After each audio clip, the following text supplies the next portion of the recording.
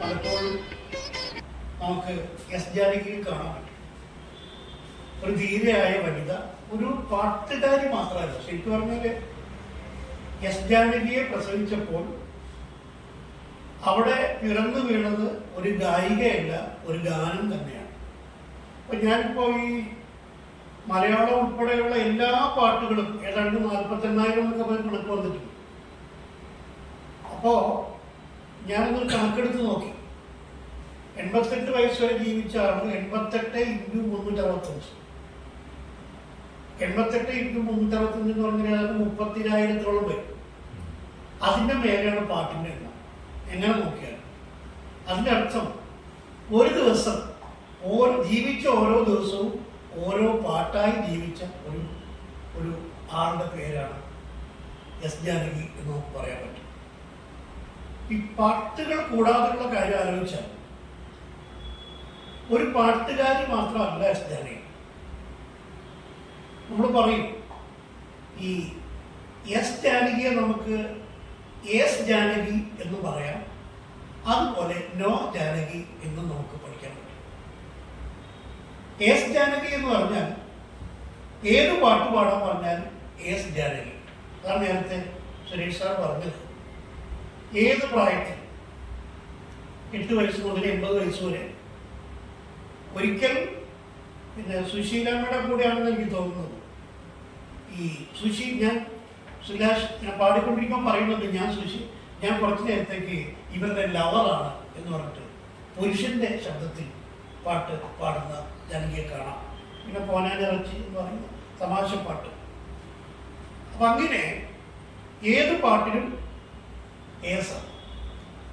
എന്നാൽ ഈ സാധാരണ മനുഷ്യർ നമ്മുടെ ഒരു കാര്യം ഒരു പ്രാഗൽഭ്യത്തിന്റെ വഴിയിൽ തുടങ്ങാൻ നമ്മളൊക്കെ പലരും കൊടുക്കുകയാണ്. പക്ഷെ അവസാനിപ്പിക്കാൻ നമ്മൾ ആരും തയ്യാറല്ല.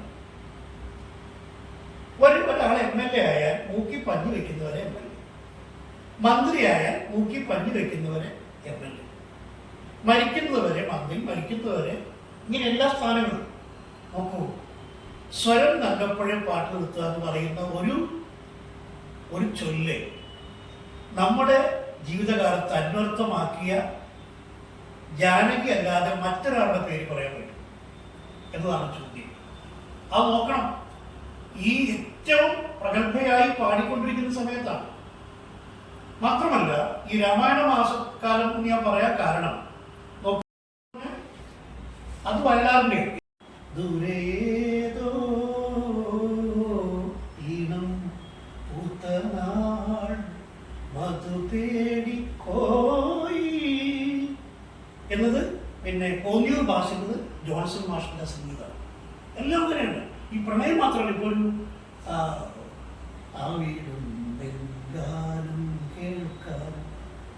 കാമുകിയുടെ പാട്ട് ചെവിയോർത്തിട്ടരികിലിരിക്കെ അടുത്ത് ഒരു ഗംഭീരാണ്. എത്ര ഗൗരവമെന്നറിയും. പിന്നെ വെളിയിൽ വരാൻ എന്തൊരു നാണം. സുരേഷ് സാർ പറഞ്ഞതാണ്. ആ നാണം എന്ന വാക്കൊക്കെ കറക്റ്റായിട്ട് പഠിച്ചിട്ട് ആ ഭാവം കൊടുത്ത് പാടുമായിരുന്നാണ്. ഭാസ്കർ മാഷ് അതിൻ്റെ വേറെ രചനയുടെ ഭംഗിയാണത്.